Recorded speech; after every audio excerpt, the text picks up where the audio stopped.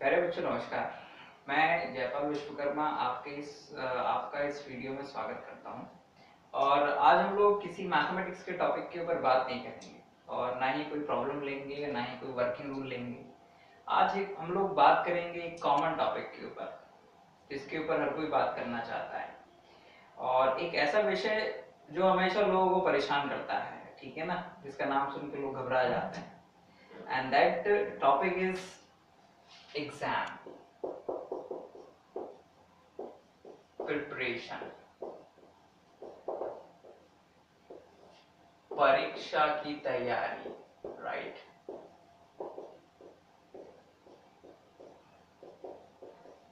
ये विषय ऐसा है जिस पर बहुत ही ज्यादा सोचने और समझने की जरूरत है। वो इसलिए क्योंकि आप कोई भी डिग्री ले रहे हो, आपको फाइनली एक बार एग्जाम जरूर देना पड़ेगा उस डिग्री को लेने के लिए। एंड वो एग्जाम इतना इम्पोर्टेंट होता है आज के जो सिनेरियो है उसमें, जिसमें कंपटीशन बहुत ज्यादा है, कि उसमें अच्छा मार्क्स लेकर आना बहुत जरूरी है। That is very very important.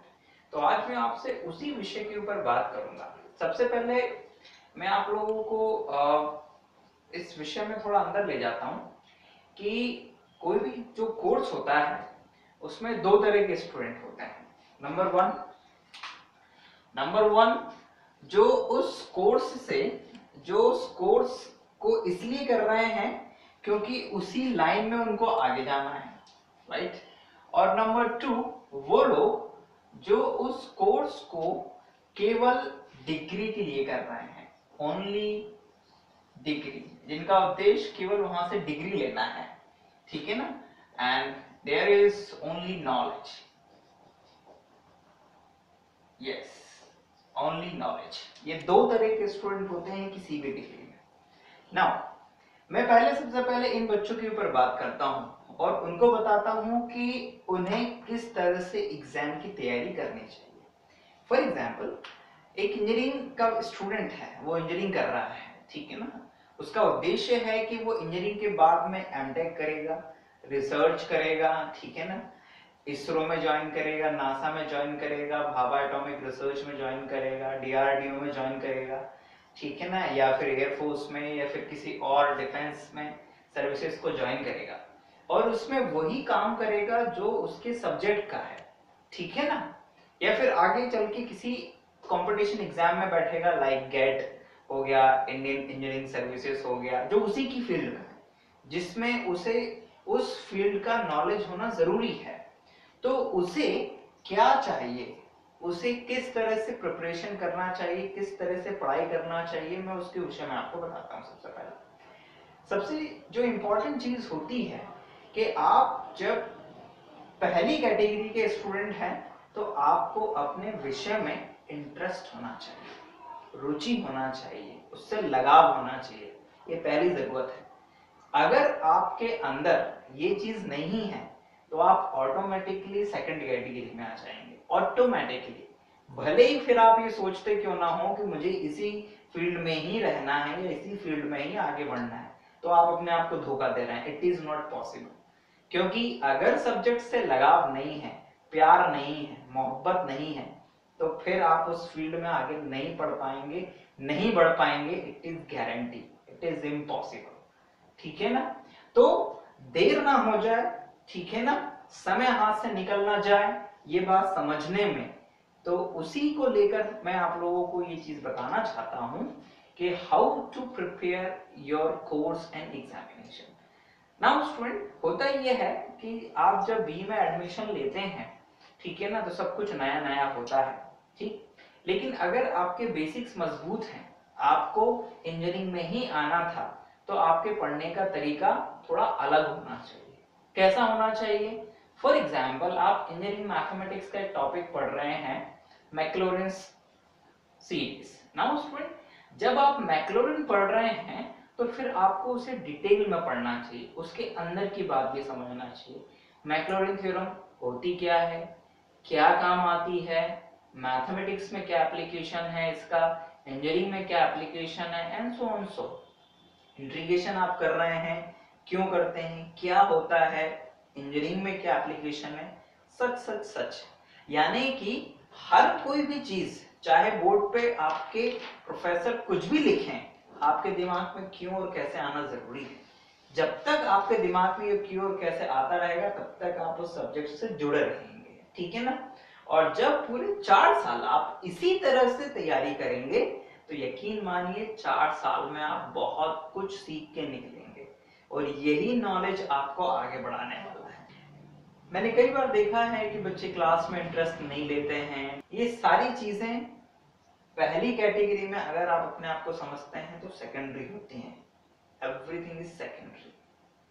आपके पास हर चीज का टाइम टेबल होना चाहिए जिसमें प्रायोरिटी में आपकी पढ़ाई होना जरूरी है। अगर आपका लक्ष्य बड़ा है तो हर चीज क्यों और कैसे के साथ में पढ़नी है, ज्यादा से ज्यादा स्टडी करना है, वैरायटी ऑफ बुक्स पढ़ना है, ठीक है ना।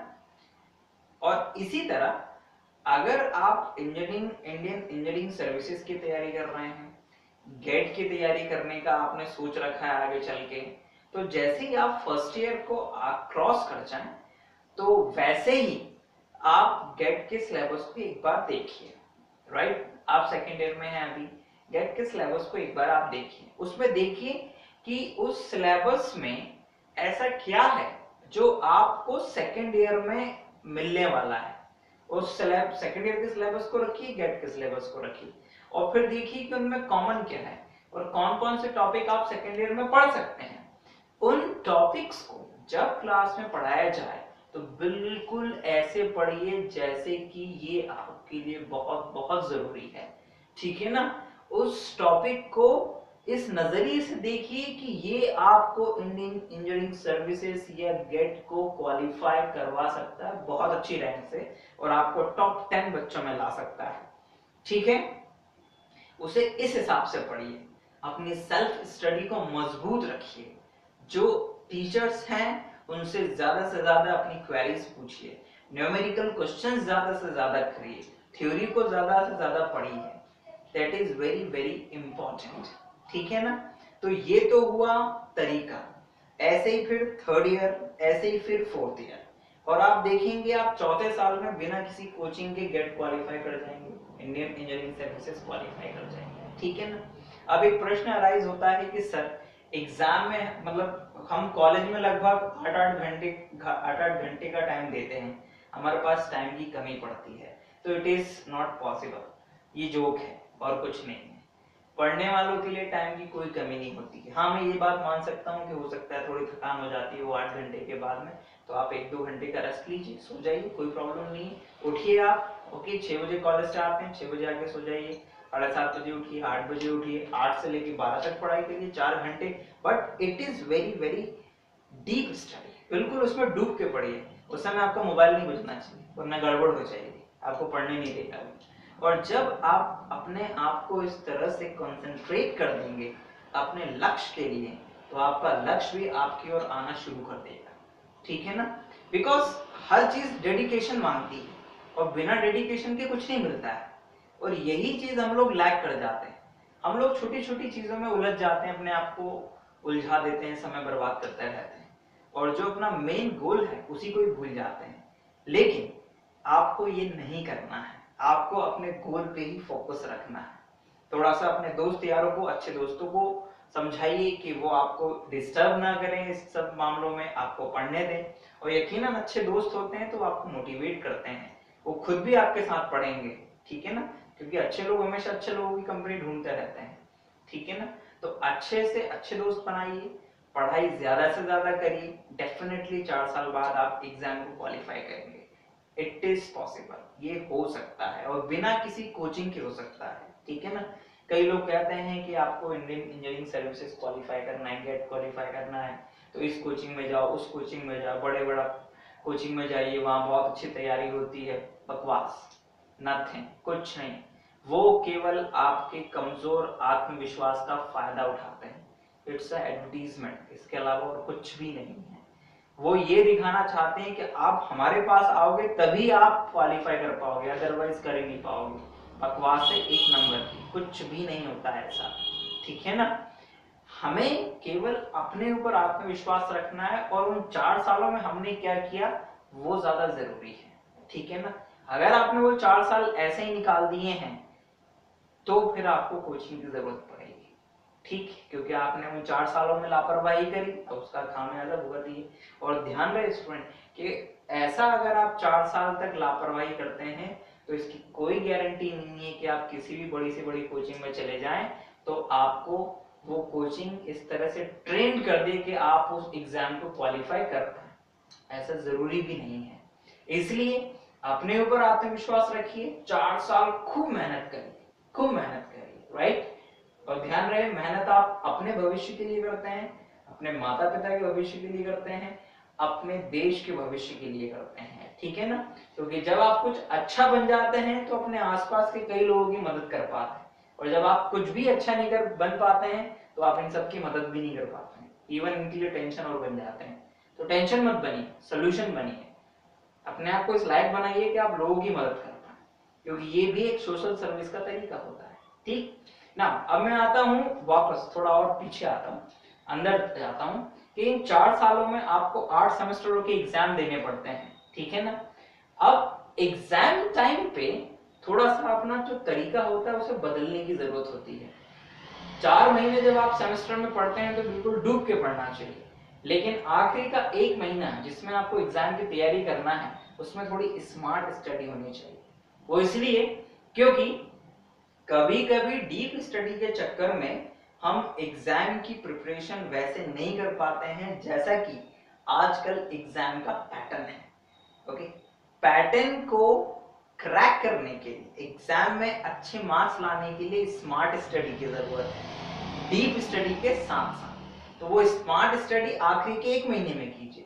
कैसे करेंगे वो सुनिए जरा। पहले सबसे पहले तो आप अपने जो सिलेबस है, जो पेपर्स हैं आपके, यकीनन उनमें 5 यूनिट्स होंगी, ओके, यूनिट होंगी कुछ, ओके, 1 2 3 4 एंड 5 यूनिट होंगी, नो डाउट। आजकल सिलेबस 5 यूनिट में डिवाइड होता है। आप सबसे पहले हर यूनिट से, अगर आपने 5 यूनिट पढ़ी है पूरी, तो सबसे पहले हर यूनिट से कम 3 टॉपिक्स निकालिए, ओके, 3 टॉपिक्स निकालिए, 3 फ्रॉम ईच यूनिट। और वो स्मार्टली निकलने चाहिए। कैसे निकलना चाहिए कि ये टॉपिक ऐसे होने चाहिए जिनसे हर साल क्वेश्चन बन रहा है। मेरा कहने का मतलब ये है कि एक ही क्वेश्चन नहीं बन रहा है, मतलब उस टॉपिक से वैरायटी ऑफ क्वेश्चन बन रहे हैं, लेकिन हर साल उस टॉपिक से आ रहे हैं। तो सबसे पहले उन 3 टॉपिक को हर यूनिट से कर लीजिए, राइट। तो उससे ये हो जाएगा कि आपके हर यूनिट से कम 1 से 2 क्वेश्चन तैयार हो जाएंगे। जब आप इस स्थिति में पहुंच जाएं कि आप हर यूनिट से ये कर लें, तो उसके बाद फिर जो रिमेनिंग पार्ट है फिर उसे करना शुरू करिए, राइट। और आपकी क्षमता के अनुसार करना शुरू करिए, जितना आप कर सकते हैं, ठीक है ना। आखिरी एग्जाम के 1-2 दिन पहले कोई नया टॉपिक करने की कोशिश ना करें, खासकर 1 दिन पहले, ठीक है ना। उस 1 दिन पहले में, यानी कि 24 घंटे जब बचे रहे एग्जाम को, तो केवल जो आपने पढ़ा है पहले उससे रिवाइज करिए, लिख कर, प्रैक्टिस करके, ठीक है ना। पढ़ना नहीं है, लिखकर प्रैक्टिस करना है। पढ़ोगे भूल जाओगे, लिखोगे दिमाग में रहेगा, समझ में आएगा, तो लिख पाओगे एग्जाम में, ठीक। जब आप इस तरह से तैयारी करते हैं तो आपके एग्जाम अच्छे जाने की संभावना बढ़ जाती है। समझ में आई बात? That is smart study. वो टॉपिक्स निकालना जिनसे लगातार क्वेश्चन आ रहे हैं, उनको प्रिपेयर करना, और फिर रिमेनिंग पार्ट को प्रिपेयर करना। तो क्लास में उन क्वेश्चंस पे ध्यान देना जो अक्सर आपके प्रोफेसर्स या टीचर्स कहते हैं कि these are the important question, यानी कि अपने क्लास नोट्स, उनको भी उतनी ही तवज्जो दीजिए। तो अगर आप इस स्ट्रैटेजी के साथ में आगे बढ़ते हैं तो डेफिनेटली आपका एग्जाम बहुत बहुत अच्छा जाएगा। और the most important thing, exam से घबराइए कभी मत।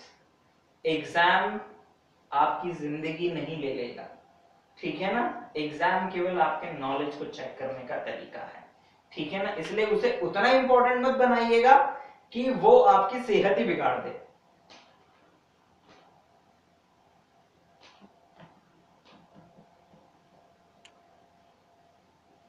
या आपको परेशान करने लगे, ठीक है ना, take it very light, exam है, ओके, तैयारी करिए, पूरे आत्मविश्वास से करिए, जो पढ़ रहे हैं ये सोच के पढ़िए कि इसमें से ही एग्जाम में आएगा, ठीक है ना, पूरे आत्मविश्वास के साथ इसी तरह से पढ़िए, बिना घबराए, बिना इधर उधर की बातें सोचे, ठीक है ना, पढ़ते जाइए पढ़ते जाइए पढ़ते जाइए, और आप देखेंगे कि आपका पेपर बहुत बहुत अच्छा जाएगा।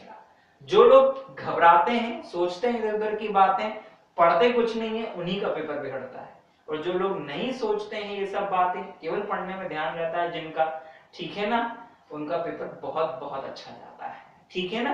और अगर पेपर थोड़ा बहुत भी बिगड़ जाए तो बिल्कुल भी उदास होने की जरूरत नहीं है। एक दो क्वेश्चन छूट जाए तो बिल्कुल रोने धोने की जरूरत नहीं है, क्योंकि मैं देखता हूँ कई बच्चे जो 5 मिनट बहुत अच्छे से पढ़ के जाते हैं, अगर उनके एक या दो क्वेश्चन भी छूट जाए 10 में से, तो वो लोग रोने लगते हैं, चिल्लाने लगते हैं, मेरा पेपर बिगड़ गया, मेरा पेपर बिगड़ गया।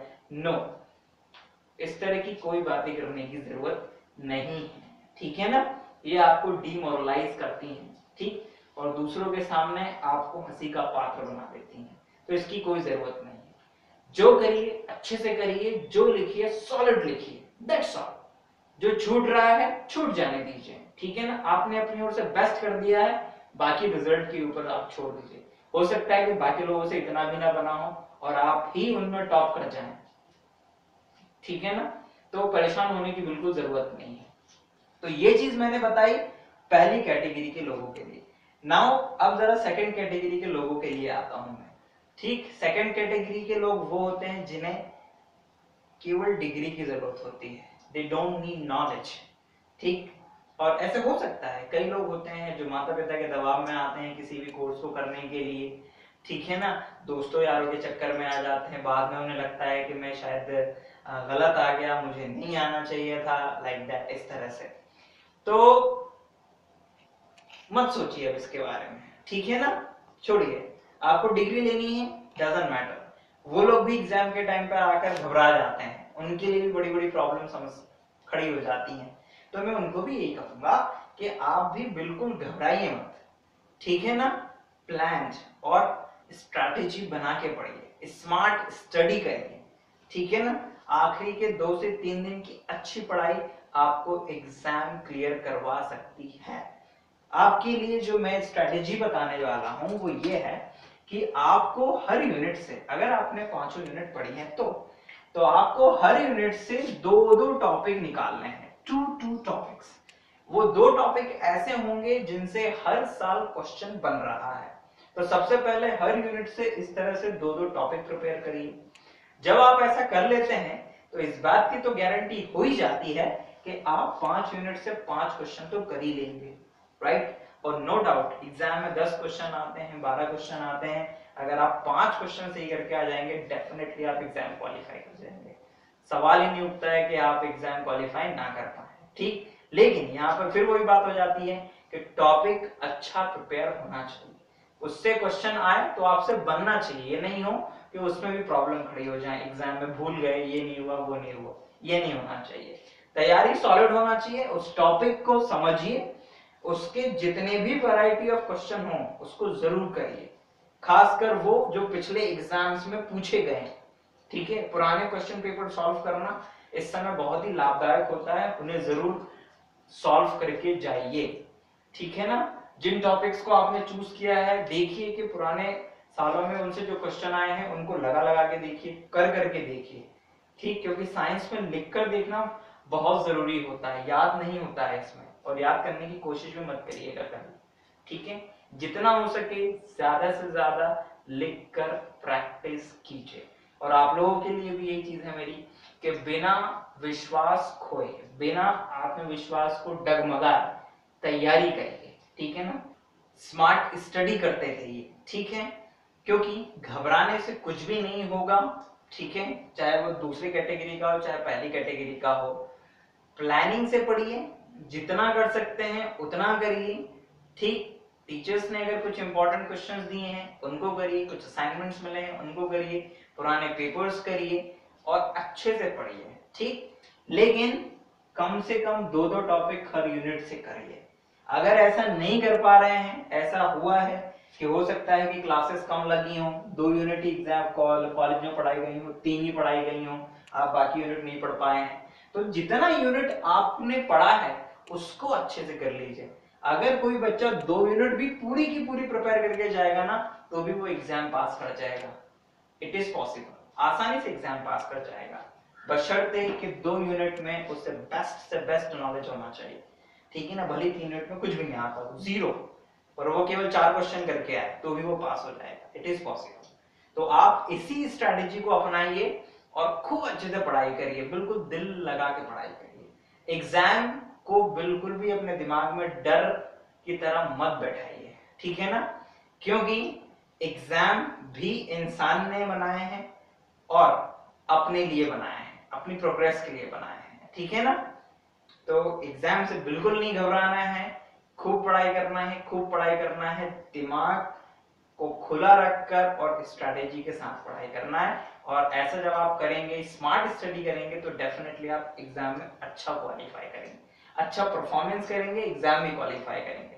तो मेरी शुभकामनाएं आप सभी के साथ में। अगर आपको फिर भी कोई समस्या आती है, अगर आप को कोई समस्या आ रही है, डाउट आ रहा है, आप स्ट्रैटेजी बना नहीं पा रहे हैं एग्जाम के लिए, तो आप हमें फोन कर सकते हैं, मेल कर सकते हैं, हम आपकी जरूर मदद करेंगे, ठीक है ना। तो थैंक यू वेरी मच, और मेरी शुभकामनाएं आप सभी के साथ, आपकी परीक्षाओं के लिए बहुत बहुत शुभकामनाएं मेरी ओर से। धन्यवाद।